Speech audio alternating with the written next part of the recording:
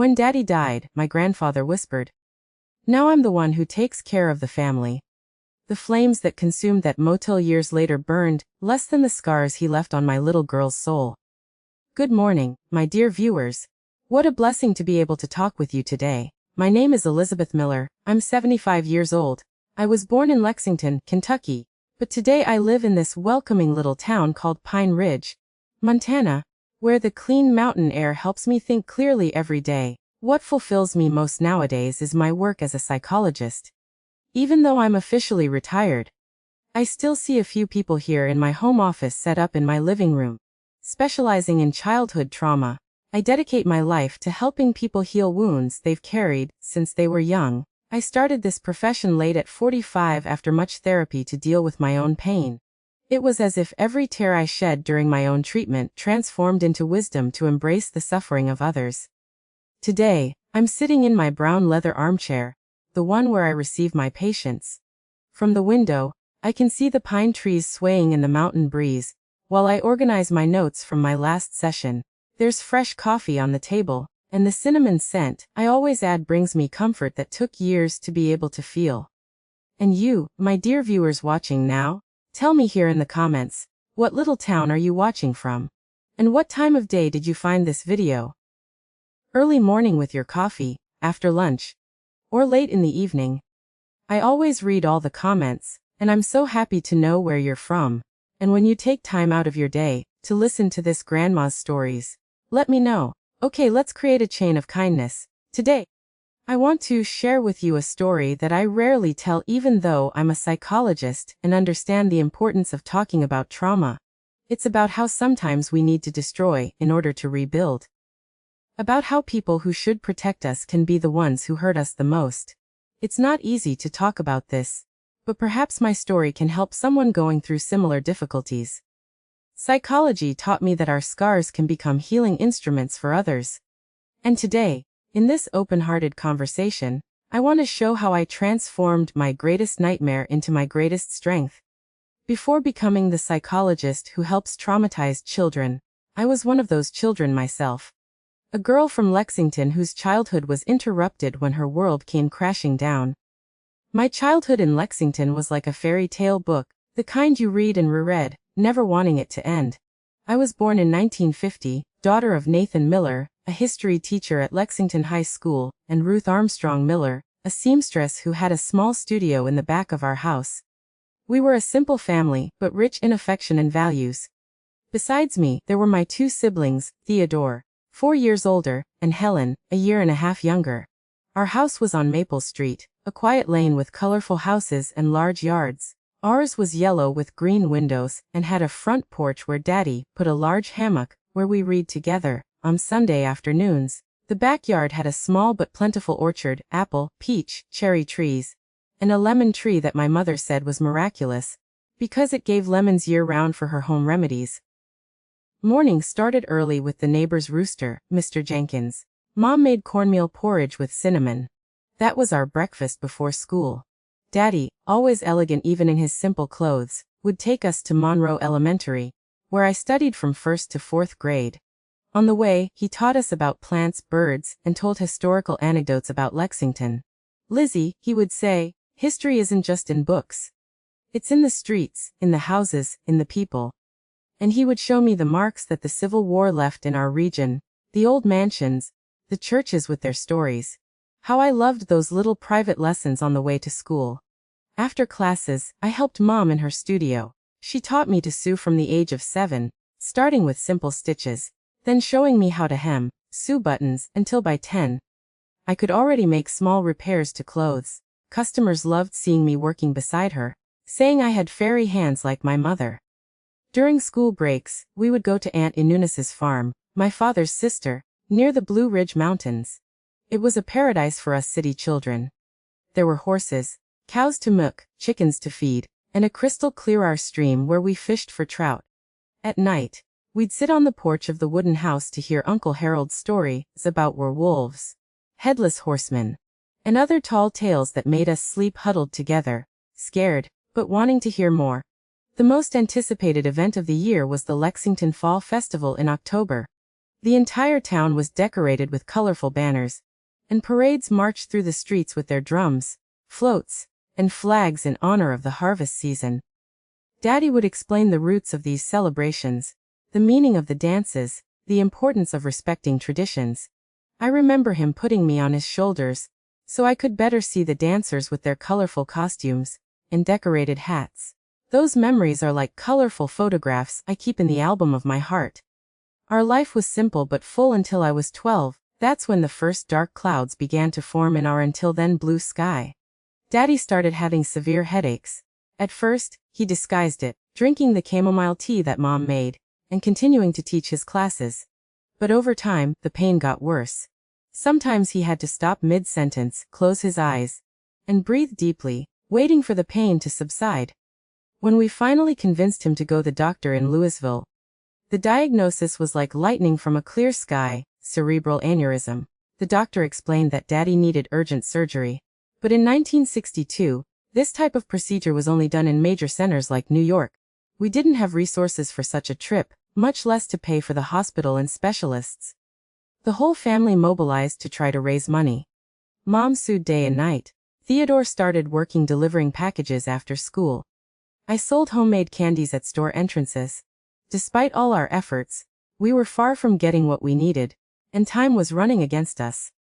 On an August night, while we were having dinner, Daddy dropped his fork, put his hand to his head, and collapsed in his chair. At that moment, he was gone without goodbyes, without final words of wisdom. Just the silence that remained and was never filled again. I had just turned 13. Suddenly, I found myself having to be strong, not just for me, but for Mom, who seemed to have lost her footing, and for Helen, who still didn't really understand what death meant. Theodore, at 17, assumed the role of man of the house, but he was just a boy trying to look like an adult. Daddy's death left more than an emotional void, it also left a hole in our finances. Without his salary, Mom's small sewing business wasn't enough to support the family. Bills began to pile up: late rent, the tab at Mr. Oswald's grocery store getting longer, school fees we could no longer pay. That's when Mom, in an act of desperation, wrote to the only relative of my father who had the means to help us. My grandfather Evan. He lived in Bristol, a town a few hours from Lexington, and was practically a stranger to us. Daddy and he had fallen years before for reasons that were never clear to us children. The few times Daddy mentioned his own father, a shadow crossed his face, and he quickly changed the subject. 3 days after the letter, my grandfather Evan appeared at our door, tall with well-groomed gray hair and an impeccable dark suit. He seemed an imposing and distant figure. He brought an expensive leather briefcase, and a thick envelope with money that he handed to my mother, without much ceremony. "I've come to take care of my son's family," he said with a voice that seemed gentle but somehow sent a chill down my spine. At that moment, I saw my mother cry with relief for the first time since Daddy's funeral. What she didn't know, what none of us could imagine, was that this money, which seemed like a lifeline, was actually the entrance ticket to my worst nightmare. My grandfather Evan didn't take long to organize our lives, as he put it. In just a week, he paid all our debts, enrolled us in a private school, St. Mary's Academy, and rented a larger house for us in a Highview neighborhood, the most noble in Lexington. Mom, fragile from grief and sudden financial relief, completely surrendered to his decisions like a shipwreck victim clinging to any lifeline. "Ruth," he said to my mother about a month after his arrival, "this town doesn't offer opportunities for the children. I have business in Hot Springs and a big house there. We should move. Start over in a place where Nathan's ghost isn't on every corner." That's how at 13 I found myself leaving behind the city where I was born. My school friends, afternoons helping Mom in the studio, the stories Daddy told about every corner of those streets. Each object we packed in cardboard boxes seemed to carry a piece of my childhood that would be left behind. Hot Springs was very different from Lexington. Known for its thermal waters, it was a city that was beginning to transform into a tourist spot with hotels and inns popping up everywhere. Our new house was in an area away from downtown, a large modern construction with 3 bedrooms upstairs, and on the ground floor, an office where Grandpa spent hours locked up, talking on the phone, and noting numbers in notebooks that he kept locked. "These are important business matters," he vaguely explained when anyone asked. This is how I secure your future. In the first few months, the move seemed to have been positive. Mom was more relaxed without the pressure of debts. Theodore got a part-time job as an office assistant at one of the hotels, and Helen and I were enrolled in Sacred Heart Academy. I even got a new dress for the first day of school, something that hadn't happened in a long time. It was during our 4th month in Hot Springs I noticed the first changes in my grandfather's behavior towards me. Small gestures that in isolation might seem innocent. A compliment about how I was becoming a young lady. A hand that lingered a little longer on my shoulder when greeting me. The way his eyes followed me when I crossed the room. At first, I thought I was imagining things until that Friday, when everything really began to change. It was early July. School vacation. Mom had gone to visit a friend she had met at church. Theodore was working and Helen had gone to a classmate's house to do a science project. I was alone at home reading a book on the porch when my grandfather arrived earlier than usual. Lizzie, he said, using the nickname that only my father used, which caused me a strange discomfort. I need your help with some documents. Come with me to the office. I followed him, suspecting nothing. In the office, he closed the door and showed me some folders. I'm organizing the family papers, he explained. I want you to know the business for when you're older. While showing me some documents, he began to talk about my father. Nathan never had a vision for business, he commented. That's why you all had difficulties, but you. And here he touched my face in a way that made me freeze. You seem to have inherited my intelligence, not his. I instinctively backed away, and he smiled in a way that didn't reach his eyes. Don't be afraid of me, Lizzie. I'm your grandfather. I'm here to take care of you. That night, I couldn't sleep. There was something in his eyes, in his tone of voice, that made me uneasy. I told Helen, who shared the room with me, but she said I was imagining things. That grandpa was just an affectionate old man. The following week, he called me to his office again. This time, he said he needed to show me one of his businesses so I would understand where the money that supported us came from. Tomorrow is Saturday, he said. We'll take a little trip. Don't tell your mother. I want to surprise her later. On Saturday morning, I got into his car. A shiny black Cadillac Fleetwood. Where are we going, Grandpa? I asked as he drove down a road out of town. A special place. He answered only with that half smile that had become familiar and increasingly disturbing. After about 30 minutes of travel, we entered a dirt road that led to a construction hidden among trees. A discreet sign said, Travelers Rest. Privacy and comfort. It was a set of small cabins separated from each other by well-tended gardens, each with an individual garage that prevented seeing the parked cars. What is this, Grandpa? I asked, already feeling a chill in my stomach. Even at 13, I had already heard about motel, places where couples went for privacy. It's one of my businesses, he explained with studied naturalness. A place for travelers to rest. I have a special room here where I keep important documents. I'll show you. He parked the car in one of the garages and led me to cabin number 5. When he opened the door, I saw a typical motel room. Large bed, mirrors on the walls, indirect reddish light, a mini fridge in the corner. No documents or office. Grandpa, I said, stopping at the door, not wanting to enter. I don't see any documents here. Come in, Lizzie, he insisted, grabbing my arm firmly. I'll explain everything inside. What happened at cabin number 5 is something I tried for years to erase from my memory. But some wounds are too deep to completely heal. That Saturday morning, while birds sang outside and the July sun came through the slits in the blind, I experienced a kind of pain that no girl should ever know. A pain that was not only physical, but that penetrated to the soul, destroying the confidence, the innocence, the sense of security that every child deserves to have. Turn around now. You're going to feel it. He whispered in a voice that no longer seemed like my grandfather's, but a stranger's, a monster disguised as a relative. And I felt it. Felt as if I was being torn inside and out. Felt as if 1,000 needles were piercing, not only my body but my dignity, my humanity. I closed my eyes tightly, and tried to transport myself to another place. I imagined I was in Lexington in our old house's backyard, listening to Daddy telling stories about the stars.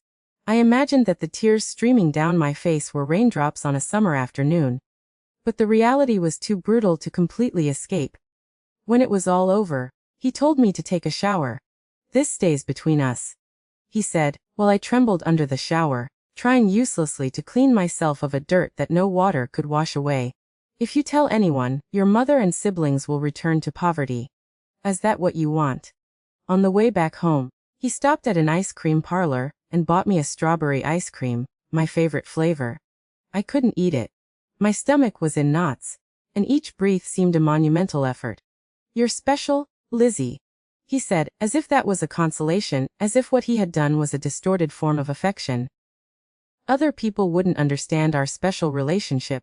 Visits to the Traveler's Rest became a terrible routine. Always on Saturday mornings when Mom was at the market or church. Always with the same excuse to take me. Documents to organize, business to learn, lessons about the future. And always the same whiz phrase that became the trigger for my nightmares for decades. Turn around now. You're going to at school. I began to isolate myself. My grades, which had always been good, plummeted. I couldn't concentrate in class, couldn't sleep at night, could barely eat. I lost so much weight that my ribs became visible, which only made Mom worry about my health without ever suspecting the true reason for my withering.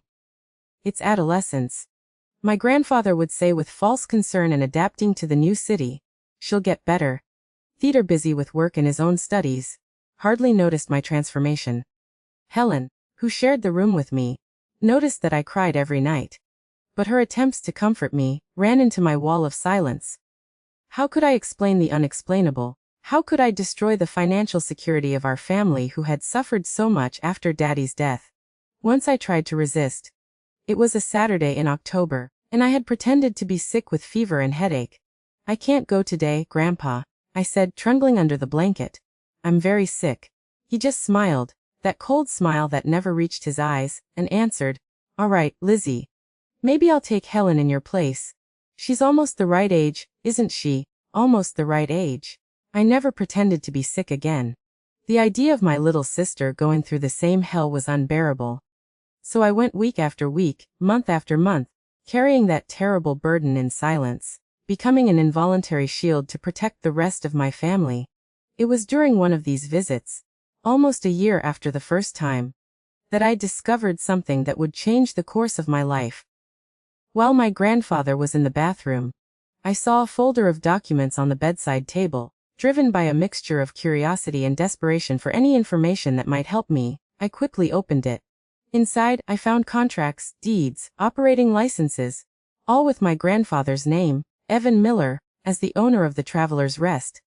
There were also bank statements showing the establishment's monthly profits, considerable sums that explained how he could afford our new house, the private school, the expensive clothes. The realization hit me like lightning. My grandfather wasn't just my tormentor. He was the owner of the place that became my personal Calvary. The money that fed our family, that paid for our studies, that gave us a roof, came from those walls that witnessed my degradation week after week. That night, I cried like had never cried before. I hugged the small silver crucifix that my father had given me on my 10th birthday, the only object of his that I still had. And it was there, feeling the cold metal against my face, hot with fever and despair, that I began to imagine a way out of that hell. Daddy, I whispered to the crucifix as if he could hear me, give me strength. Help me find a way to end this. A spark of determination ignited within me that night. I didn't know yet how, but I swore to myself that I would find a way to stop my grandfather, to expose his crimes, to free not only myself, but all the victims that those cabins might have sheltered over the years. What I didn't know yet was that the answer would lie in the very element that symbolizes both destruction and purification, fire. The following months were like living in a dark room where every shadow was a threat and every noise made me tremble. The Saturday ritual continued, relentless as the seasons, summer, fall, winter, spring. The trees around the Traveler's Rest changed their leaves, but my fate seemed as immutable as stone. At 15, I was no longer the happy girl from Lexington. My body was growing, but my soul seemed to shrink with each visit to that place. At school I became a ghost. Present in the rooms, but absent in spirit. My old passions, drawing, reading, dreaming of traveling the world, were replaced by a single fixed thought. Surviving until the next day. The constant tension transformed me physically. My hair, once shiny, became dull and began to fall out in tufts. I developed a nervous tic, an uncontrollable blinking of my left eye when I was anxious, which happened practically all the time. At night, I had nightmares so violent that I woke Helen with my smothered screams. "What's happening to you, Liz?" she would ask, hugging me in the darkness of the room. "Why don't you tell me?" But how to explain the unexplainable? How to share a pain so deep that there were no words in our vocabulary to describe it, and worse, how to risk my grandfather fulfilling his threat to do to her what he did to me? Mom also noticed my transformation. She took me to doctors in Louisville who prescribed vitamins, tonics, even sedatives. "Your daughter is suffering from nervousness," they said. "It's common in teenagers." None of them ever asked what was really afflicting me. None of them looked beyond the physical symptoms to see the shattered soul behind them. My grandfather, with his calculated cruelty, found ways to intensify my torment. He began to take me to other cabins, not just number 5. "We need variety," he would say, as if he was talking about a restaurant or an outing. Each new cabin was a new scenario for the same nightmare, a new traumatic memory to add to my collection of horrors. In one of these new cabins, number 8, something happened that made my situation even more unbearable. It was a Saturday in March 1965. I had been suffering weekly abuses for almost a year and a half. That day, upon arriving at the Traveler's Rest, I noticed another car parked near my grandfather's Cadillac. A middle-aged man was talking to him outside the cabin. "Lizzie," my grandfather called me. "Come meet my friend Walter. He's a partner in some of my businesses." I approached reluctantly, head down, feeling the stranger's gaze evaluating me as if I were merchandise. My grandfather put his hand on my shoulder, squeezing hard enough to prevent me from running away. "Isn't my granddaughter a beauty?" he said with a sick pride in his voice. "Certainly," the man replied with a smile that chilled me to the bone. "You were right, Evan. She is special." I didn't immediately understand what was happening. Only when my grandfather pushed me into the cabin and the man followed us, closing the door behind him, did the terrible reality hit me. My grandfather was going to share his property with another predator. "No, Grandpa," I pleaded, tears already streaming down my face. "Please, no." "Calm down, Lizzie," he replied with that false sweetness I knew so well. "Walter just wants to get to know you better. He's an important friend.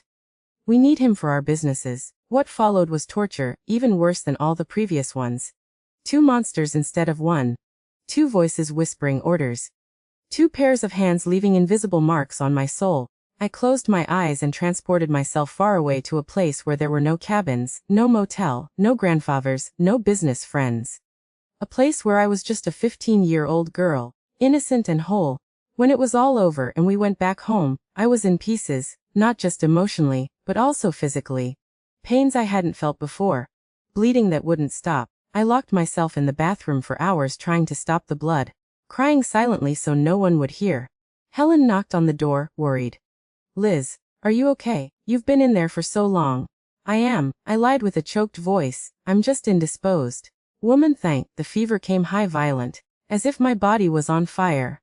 I raved, calling for my father, begging him to save me. Mom, frightened, called a doctor who diagnosed an infection. He prescribed antibiotics and rest.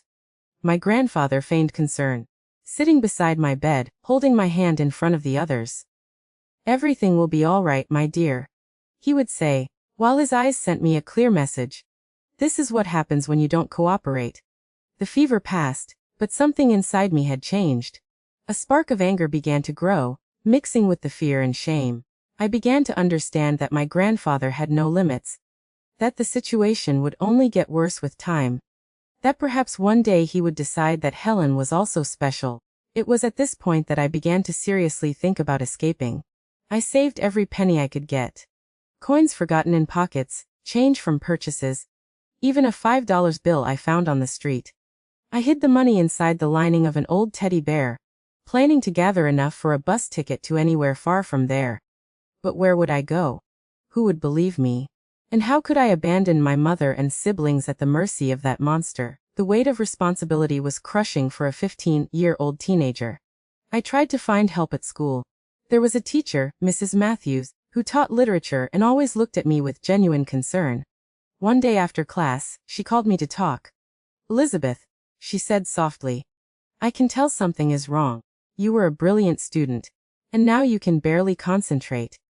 You're getting thinner every day with deep circles under your eyes. You can trust me if you need help. For a moment I thought about telling her everything. The words rose to my throat, ready to leap to freedom.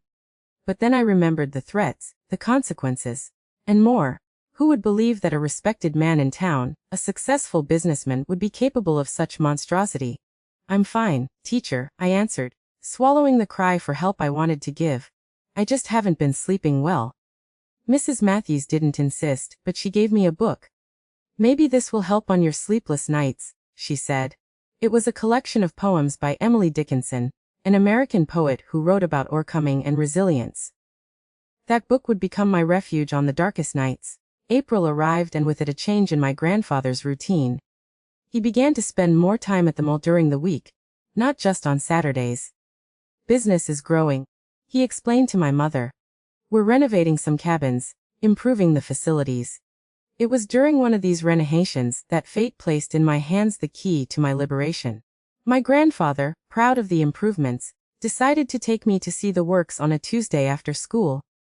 I want you to see how we're progressing, he said with that sick enthusiasm. After all, one day all this will be yours. The idea of inheriting that nightmare place caused a knot in my stomach, but I went, as always, without option. Upon arriving, he showed me the renovated cabins with a perverse enthusiasm. See the new showers, the more comfortable beds, the ambient sound system. He spoke as if he was showing a luxury hotel, not a den of abuse. In one of the cabins under renovation number 3, I noticed several gallons of chemicals stacked in a corner. Thinner, kerosene, paint removers, solvents. What is all this, Grandpa? I asked, trying to sound casual. Material for the renovation, he explained, distracted with details of the new decoration. Solvents to remove the old wallpaper, kerosene to clean the stains from the wooden floor. At that instant, an idea began to form in my mind. A terrible, desperate idea, but one that represented a possibility of liberation. I remembered chemistry classes, how these products were highly flammable, how a simple match could transform everything there into an inferno, a real inferno, not just metaphorical like the one I was living in. I carefully observed where the key to the storage room where these materials were kept was. I saw when the foreman, Mr. Julian, hung it on a discreet hook behind the reception counter. A small golden key that could be my salvation. That night, I couldn't sleep. The idea of fire consumed my thoughts as the flames would consume that place of horrors. It was wrong, it was dangerous. It was criminal. But would it be justice? In my trembling teenage hands weighed the most difficult decision anyone could face. Destroy to rebuild, burn to purify. What if someone got hurt? What if the fire got out of control? Could I live with that guilt? I spent the entire night in vigil, weighing the possibilities, calculating the risks, seeking alternatives. And when the sun rose, bringing a new day, I had made my decision. I didn't know yet exactly how, but I knew that the fire that had for so long burned inside me, consuming my childhood and my innocence, would soon find expression in the flames that would consume the traveler's rest. May arrived with unusual heat for that time of year in hot springs, a heat that seemed to reflect the fire growing inside me, no longer just of pain and shame, but now also of fierce determination. For weeks, I observed the motel's routine, memorized schedules, studied the movement of guests and employees. With each forced visit, I mentally recorded more details, the location of fire extinguishers, the arrangement of exits, the times of least movement. In my school notebook, disguised as class notes, I recorded everything. Between math equations, I hid the schedules of employee shift changes. In the margins of history texts, I drew small maps of the cabins. No one would ever suspect that that worn notebook held the plans of a 15-year-old girl to destroy her own grandfather's empire of perversion. The trigger, the exact moment that served as the last straw, happened on a Saturday afternoon, May 15, 1965. A date that would brand it in my memory forever. That morning, my grandfather picked me up earlier than usual. We have an important engagement today, he said with that cold smile I knew so well. Something in his tone of voice, a sick enthusiasm, made my stomach turn more than normal. When we arrived at the Traveler's Rest, he didn't take me to any of the usual cabins, but to a different one, number 12, the most secluded, almost hidden among the trees. When he opened the door, I saw we weren't alone. 3 men, all middle-aged, were waiting, seated in armchairs arranged in a semicircle. I recognized one of them, Walter, the partner, who had already participated in my torment before. The other 2 were strangers, but they had the same predatory look that I had already learned to identify and fear. "Gentlemen," my grandfather announced, pushing me forward like someone exhibiting a trophy. As promised, my granddaughter Elizabeth. A rarity, isn't she? The air seemed to disappear from my lungs. The buzzing in my ears muffled the voices, but I could see the smiles, the exchanged glances, the money notes passing from hand to hand. That's when I understood. My grandfather wasn't just abusing me. He was selling me. "No," I whispered, backing up until I hit the wall. "No, please." One of the men, bald with a grizzled mustache, stepped forward. "Don't be shy, girl. Your grandfather assured us that you are very special." My grandfather grabbed my arm forcefully, his fingers leaving red marks on my skin. "Behave, Lizzie," he whispered with a clear threat in his voice. "Remember your mother, your siblings. What will happen if you don't cooperate?" At that moment, something inside me broke, not from defeat, but from crystal clarity. I saw my future unfold before me like a horror film. Years and years being used, sold, destroyed little by little. And then, when I was too old, maybe my sister Helen would take my place. The cycle would continue without end. "I need to go to the bathroom," I said, trying to control the tremor in my voice. "Be quick," my grandfather ordered, pointing to a door to the side. In the small bathroom of cabin 12, I looked at my reflection in the mirror. A girl too thin, too pale, with eyes that seemed to belong to someone much older. That wasn't me. It was just an empty shell of what I had been. And it was there, at that moment of confrontation with myself, that I made my final decision. I opened the bathroom window, small, but enough for a skeletal teenager like I had become. With one last look at the closed door, I went out the window, falling into the tall grass behind the cabin. I ran like I had never run before, with my heart beating so hard it seemed to want to escape from my chest. I didn't run away from the motel. That wasn't my plan. Instead, I circled the cabins, keeping myself hidden among the trees until I reached the back of the reception. I knew that on Saturdays during lunch, only one employee remained at the counter. Young Arnold, who often went out to smoke behind the building, leaving the reception empty for a few minutes. I waited, crouched among bushes, observing. As expected, soon Arnold appeared, cigarette between his fingers, walking to his usual hiding place behind the building. It was my chance, perhaps the only one I would have. I sneaked in through the back door, heart hammering, hands trembling. The reception was empty, exactly as I had expected. I ran to the counter and, with agile fingers, took the small golden key from the hidden hook. Then I went to the storage room in the back. The lock yielded easily, and there it was, the chemical arsenal that would fuel my liberation. Gallons of thinner, cans of kerosene, solvents of all kinds. I took an empty plastic bottle from the trash, and filled it with a mixture of the liquids. Then I grabbed a box of matches that was on a shelf. I left through the back again, unseen, and headed to cabin number 5. The first where my torment began, now empty due to renovation. I opened the door with the master key I had stolen from reception along with the storage room key and entered. The memories hit me like invisible fists, the characteristic smell of the place, the bed where I lost my childhood, the mirror that reflected my terror so many times. With mechanical determination, I began to pour the flammable liquid on the floor, on the curtains, on the bed. "This is for what you did to me," I whispered as the liquid dripped, forming shiny puddles on the floor. "This is for all the girls you hurt. This is so you can never do this to anyone again." I left the cabin, leaving a trail of the liquid to the door. I lit a match, watched the small flame dance for a moment, so fragile and yet so powerful. Then I let it drop. The fire spread with frightening speed, consuming first the trail, then invading the cabin with a hungry roar. I was paralyzed for an instant, hypnotized by the growing flames, devouring the curtains, licking the walls, swallowing the bed that had been the altar of my sacrifice. The heat brought me back to reality. I ran to cabin number 8, the second where I was abused, and repeated the process, and then to number 3, where the renovation materials were stored. The fire would feed on them, growing, spreading from cabin to cabin. Finally, I ran to cabin 12, where my grandfather and the 3 men were probably still waiting for me. Imagining I was in the bathroom, I poured the rest of the liquid on the door and around the construction. With trembling hands, I lit the last match. "Turn around now," I whispered, repeating the words that haunted me so much. "You're going to feel it." And I dropped the match. The flames whirred like furious serpents, licking the dry wood of the cabin. From inside, I heard confused shouts, then panic as they realized what was happening. The door opened violently, and flaming figures burst out, running in desperate circles.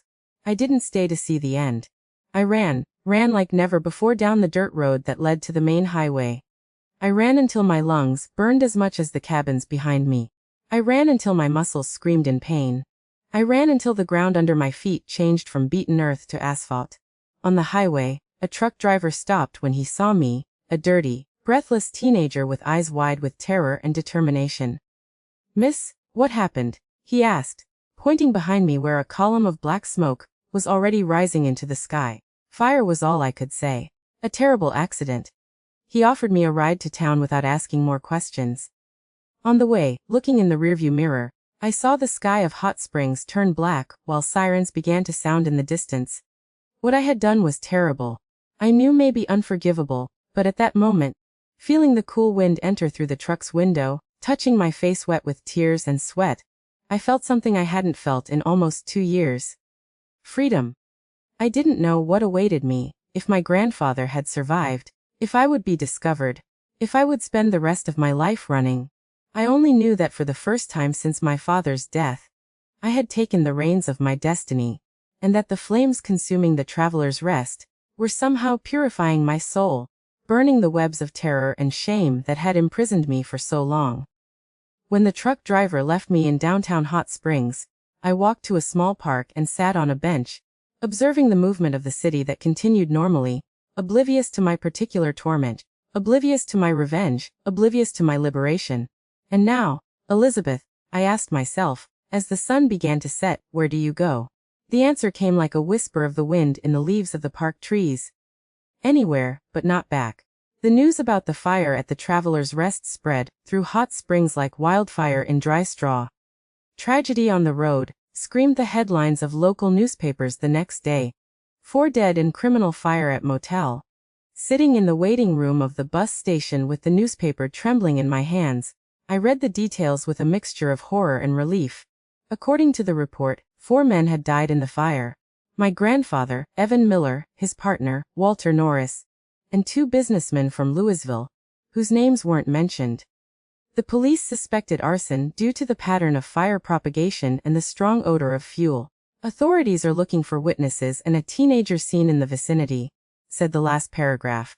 My heart raced. Someone had noticed me. I couldn't go back home. Not after what I had done. Despite all the suffering my grandfather had caused me, I had taken human lives, 4 of them. Even if they were the lives of monsters, the weight of this reality was almost unbearable for my 15 years. With the money I had saved in the teddy bear, almost 100, I bought a ticket to the farthest place I could, Missoula, Montana. It was a city where nobody knew me, far enough from Arkansas to give me some sense of security. During the long bus journey, which lasted almost 2 days with several transfers, I had time to think what would become of my family. Mom, Theodore, Helen. Would they be suffering with my disappearance? Would they know of my grandfather's involvement in the fire? Would they ever discover what he had done to me? Or would they simply consider me a troubled teenager who ran away from home? These questions tormented me for hundreds of miles as I watched the landscape of Central America gradually transform into the pines of the Northwest. I arrived in Missoula on a cold May morning with only the clothes on my body, my few remaining dollars, and a new name I had decided to adopt, Laura Fields. I had to leave Elizabeth Miller in the past, at least for now. In the first days, I slept in a municipal shelter and desperately looked for work. My age was an obstacle. Who would hire a 15-year-old girl without documents, without references, apparently a runaway? But necessity made me creative. I began washing dishes in a small restaurant where the owner, Mrs. Nancy, didn't ask many questions when she saw my frightened eyes and hands willing to work. "Everyone has their secret, girl," she simply said. "The important thing is to move forward." Mrs. Nancy was a middle-aged woman, a widow with an adult daughter who lived in Helena. She allowed me to sleep in a small room at the back of the restaurant in exchange for help in the kitchen and cleaning. The salary was little, but enough to start rebuilding my life. The nights, however, where nightmares came without fail. The fire, the screams, my grandfather's face contorting in flames. I woke up in cold sweat, suppressing screams so as not to alarm Mrs. Nancy. During the day, any loud noise made me jump. A man with a voice similar to my grandfather's left me paralyzed with fear. The simple smell of kerosene used to clean the stove caused me instant nausea. After 3 months in Missoula, when I was beginning to adapt to the new life, I received the first blow of fate.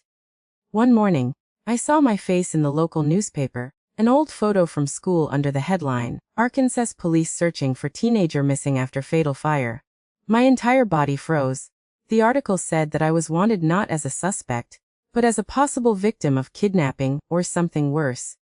The authorities' theory was that the fire could be related to a network of exploitation of minors, and that I could have been a victim who escaped or was taken during the chaos. The minor's family, residents of Hot Springs, begs for information about her whereabouts, the text said. There was even a statement from my mother. "We just want to know that our daughter is safe. If anyone has seen her, please contact us." I cried when I read those words.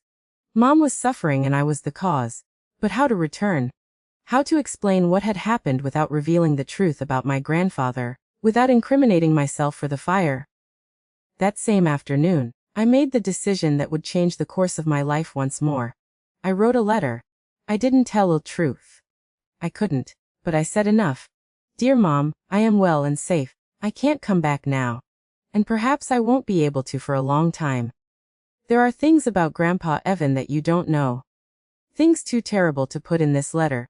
One day when it's safer, I'll tell you everything. Please take care of Helen and Theodore. Tell them I love them and know that even far away, you are always in my heart. With love, your daughter." I sent the letter to an address in Nashville, asking a contact of Mrs. Nancy to post it from there, to make my tracking difficult. I don't know if this letter ever reached my mother's hands, but writing those words gave me some peace. 6 months after my arrival in Missoula, Mrs. Nancy introduced me to an elderly couple who frequented her restaurant, Margaret and Robert Green. They were retired teachers without children, and were looking for someone to help in the house, and keep them company. They offered me a room, meals, and the opportunity to return to school in exchange for help with household chores. "You have the eyes of someone who needs a chance," said Margaret, holding my hands between hers. "And we have a house too big for 2 old people." Thus began the second phase of my new life. Margaret quickly discovered that I didn't have proper documents and without asking questions about my past, used her contacts as a former school principal to resolve the situation. "Laura Fields," she said one day, handing me a birth certificate. "Born in Missoula, daughter of parents who died in an accident. My grandniece who came to live with us." The document was fake, of course, but seemed authentic enough to allow me to attend school and eventually get legitimate jobs. With the Greens, I found more than a shelter. I found a family. They treated me with a respect and affection that I barely remembered was possible. Robert, with his infinite patience, helped me with math and science lessons. Margaret, noticing my interest in reading, introduced me to her vast personal library. "Books show us other worlds," she would say. "But they also help us understand our own." It was in Margaret's psychology books that I began to understand what I had gone through. Words like abuse, trauma, and post-traumatic stress gained meaning. I began to understand that what my grandfather had done was not my fault. That I had been a victim of a predator and used his power and position to hurt me. As for the fire, well, that was more complicated. In the darkest moments, I wondered if I was a murderer, if I deserved to be punished. At other times, I saw my action as legitimate defense, not just mine, but of all the other possible victims that my grandfather and his friends could have made. The following year at 16, I got a small job at the municipal library organizing books and helping visitors. The tranquil environment, surrounded by knowledge, was therapeutic for my mind still in recovery. It was there among the bookshelves that I met Dr. Irene Madison, a psychologist who came to research materials for a course she taught at the local college. We began to talk about literature and gradually about psychology. She perceived my emotional scars before I even mentioned anything about my past. Laura, she told me one day using the name I had adopted. If you ever want to talk about what hurt you, I'm here. Sometimes carrying certain stories alone is too heavy a burden. Initially, I resisted. The fear of being discovered, judged, or even arrested for the fire was paralyzing. But gradually, in cautious conversations, I began to talk about a friend who had suffered abuse and sought a drastic exit. Dr. Madison understood the game, but respected my pace and my disguises. These conversations were my first experience with therapy, albeit informal and disguised. They planted the seed of what would become my future vocation. At 18, with the Greens' support and a partial scholarship, I enrolled in the psychology course at the University of Montana. My personal experience had shown me the transformative power of understanding the human mind, both the aggressors and the victims. I wanted to use this knowledge to help other people who, like me, carried invisible wounds. During my second year of college, something happened that would change everything again. One day upon returning home, after classes, I found an unknown woman talking to Margaret in the living room. When I entered, both fell silent, and the visitors stood up visibly trembling. "Elizabeth," she said with a choked voice. "Is it really you?" It was my mother. At that instant my past and present worlds collided. My mother, Ruth, older and thinner than I remembered, had found me after almost 5 years of searching. Through private detectives, newspaper ads, and even fortune tellers. She later told me she had never given up on finding me. The reunion was intense and complex. Hugs, tears, half explanations. Margaret, sensing the delicacy of the situation, gave us privacy, although I knew that later we would have much to talk about. When we finally were alone, my mother held my hands and said, "Daughter, I know what happened. I know what your grandfather did to you." The shock left me speechless. How could she know? After you disappeared in the motel, after the fire, the police investigated everything. They found evidence, photos, notebooks with notes, even videos. She swallowed hard, visibly disturbed. Other men involved were arrested. There were other victims besides you, girls from other cities. The revelation hit me like lightning. It hadn't been just me. The horror was greater than I had imagined. The police concluded that the fire was accidental, caused by flammable materials improperly stored during the renovation.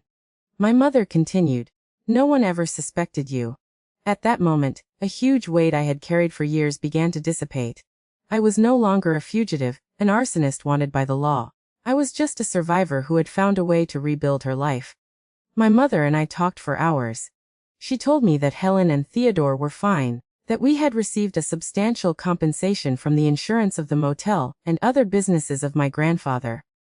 "Dirty money," she said, "but I decided to use it for something good."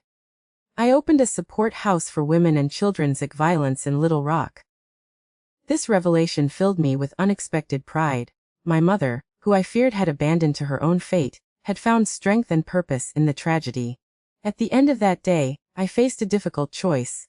Continue as Laura Fields, the psychology student with a promising future in Missoula, or go back to being Elizabeth Miller, the survivor who could finally confront her past without fear.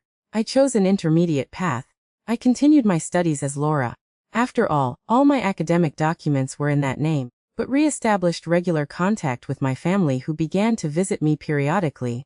The Greens, who had become my unofficial adoptive parents, embraced this family expansion with the generosity that always characterized them. When I graduated in psychology at 23, 4 people were proudly applauding in the audience. Margaret, Robert, my mother Ruth, and my sister Helen, who had followed in my footsteps and was also studying psychology. It was in my final course project titled Resilience and Reconstruction Paths to Overcoming Severe Trauma that I finally faced academically my own past. Although the work didn't mention my personal story, every word was fueled by my journey from ashes to reconstruction. After graduation, I specialized in childhood trauma and began working at a clinic for young survivors of violence. My personal experience gave me a special sensitivity to identify the subtle signs of abuse that many professionals miss, to understand the silences and metaphors through which traumatized children tried to communicate their suffering. At 30, already established as a respected psychologist, I made another important decision. I moved to Pine Ridge, Montana, a small town where no one knew my story, but which was at a reasonable distance from both Missoula and Little Rock, allowing me to maintain contact with all those I loved. It was in Pine Ridge that I met Leonard, a history teacher at the local school and a widower with 2 small children. Our relationship grew slowly, built on friendship and mutual respect. When he proposed to me a year later, I faced my last great challenge, telling him the truth about my past. On a winter night, sitting in front of the fireplace in his house, I narrated my entire story. The abuse, the fire, the escape, the false identity, the reconstruction. When I finished, I was trembling, certain that I had ended any possibility of a future together. Leonard remained silent for long minutes which seemed like an eternity. Then he simply took my hands and said, "Elizabeth or Laura, the name doesn't matter. The strong, compassionate, and extraordinary woman you became. That's who I love." We married the following summer in a small ceremony that gathered my blood family and my chosen family. I became the mother of Leonard's children, Richard and Caroline, and later we had our own daughter, Olivia, named in honor of Margaret, who had already passed away, but whose legacy of kindness and wisdom I wanted to perpetuate. Throughout the years, I continued my work as a psychologist, specializing more and more in childhood trauma and advocacy for child protection policies. I published articles, gave lectures, and even without ever publicly revealing my personal story, I used it as fuel to make a difference in the lives of other victims. The ashes of the Traveler's Rest have long dispersed in the wind. But from the flames that I once lit in my desperate adolescence arose, not only destruction, but also eventually light. The light of knowledge, purpose, and healing that I managed to bring to so many others. The fire I once used to free myself became metaphorically the fire that illuminates the path, for like me need to find hope in the most desperate situations. Today at 75, I live a life that the girl from Lexington could never have imagined. My house in Pine Ridge, with its wide porch and view of the pines, has become a safe harbor, not only for me, but for many who need a place to heal their invisible wounds. It's been 45 years since I established myself in this town. Leonard, my life companion for almost 4 decades, left us 5 years ago after a battle with cancer. It was a profound loss, but unlike the traumatic losses of my youth, this one I could face with the serenity of someone who knows they lived a true and full love. Our children grew up well.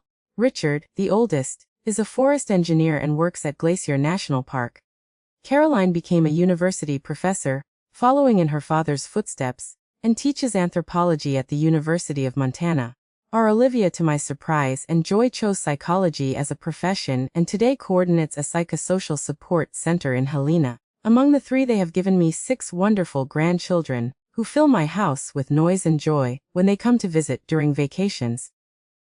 Even officially retired, I still maintain a small office at home, where I see 2 or 3 patients per week, usually special cases that other professionals refer to me. Knowing of my experience with complex traumas, they are mainly adolescents and young adults who have suffered abuse or violence similar to what I faced. When these young people come to me, eyes down, shoulders hunched, carrying burdens too heavy for their age, I see reflections of the girl I was. And when after months or years of therapy, I see these same young people straighten their posture, find their voice, and begin to rebuild their lives, I feel that the cycle is complete. The pain that once consumed me now feeds the healing of others. My daily routine is tranquil and structured, something I value immensely after the years of chaos and uncertainty of my youth. I wake up early with the first bird songs. I take a light walk around the neighborhood, greeting the neighbors who already know Dr. Laura well, as I am still professionally called. I return for breakfast prepared calmly, usually accompanied by reading the local newspaper or a good book. The mornings are dedicated to my few patients, or when there are no consultations, to writing my second book on therapeutic approaches for survivors of childhood traumas. The first, published 10 years ago, has become a reference in many universities. The afternoons I usually reserve for my volunteer work at the New Hope Shelter, an institution I helped found 25 years ago for children in vulnerable situations. There, in addition to offering psychological support, I organize art therapy workshops and conversation circles where children can express their feelings in a safe and welcoming environment. My connection with my biological family has been maintained over the years. Mom, my dear Ruth, left us 8 years ago at 91 after a life dedicated to the protection of vulnerable women and children. Her support house in Little Rock expanded to 3 units and became a nationally respected NGO. Helen, my sister, took over the direction after Mom's departure and continues the work with the same dedication. Theodore pursued a career in law specializing in family law and is today a judge in Washington, D.C., always attentive to cases involving abuse and domestic violence. We meet at least once a year, usually at Christmas, alternating between our homes. In these gatherings, the stories of the painful past rarely come up, not because of taboo or denial, but because we learn to honor our journey without letting it define our present. We prefer to celebrate our achievements, our families, the good we managed to extract from the ashes of tragedy. My house in Penneridge reflects the person I've become. Welcoming but organized with defined spaces for each activity. My office has walls in soft shades of green, comfortable armchairs and shelves filled with books and small therapeutic objects, sandboxes, dolls, art materials. In the living room, family photographs and gifts made by my grandchildren predominate. Framed drawings, small clay sculptures, a patchwork quilt sewn by my oldest granddaughter. I kept Leonard's room intact for almost a year after his departure, until I understood that preserving it in that way wasn't healthy. Today, I've transformed it into a painting studio, a hobby I developed in recent years, and that has been therapeutic for dealing with grief. I mainly paint landscapes, mountains, forests, rivers, elements of nature that have always brought me peace. The memories of the past still arise, of course. There are moments when a specific smell, a phrase said in a certain way, or a particularly vivid dream briefly transport me back to that cabin number 5. But I've learned to recognize these triggers, to breathe deeply, to anchor myself in the present. Fire curiously never caused me fear again. In fact, I light the fireplace in the cold winters of Pine Ridge, with a tranquility that would surprise the girl I once was. Perhaps because I understood that fire, like so many things in life, is not inherently good or bad. It's a force that can destroy, but can also warm, illuminate, transform. My formal identity to the world remains Laura Fields. It's the name that appears on my diplomas, on my professional card, in the dedications of my books. But in family, among those who know my complete story, I am Elizabeth, the girl from Lexington who survived the unimaginable, and rebuilt herself from the ashes like a phoenix. There are days when I wonder what would have happened if I hadn't acted in that desperate way on that May 15, 1965. If there would have been another possible outcome, if official justice would have worked. I don't have answers, only the awareness that I did what seemed impossible not to do at that moment with the emotional and psychological resources that a traumatized teenager possessed. What I know for certain is that the journey since then, the escape, the restart, the gradual return to my identity, the building of a life dedicated to helping other survivors, taught me that we are stronger and more resilient than we can imagine. That scars, although they never completely disappear, can become marks of honor that tell the story of our survival. And perhaps most importantly, I learned that our past, no matter how painful it may be, doesn't need to determine our future. That there is always the possibility of a new beginning, of healing, of transformation.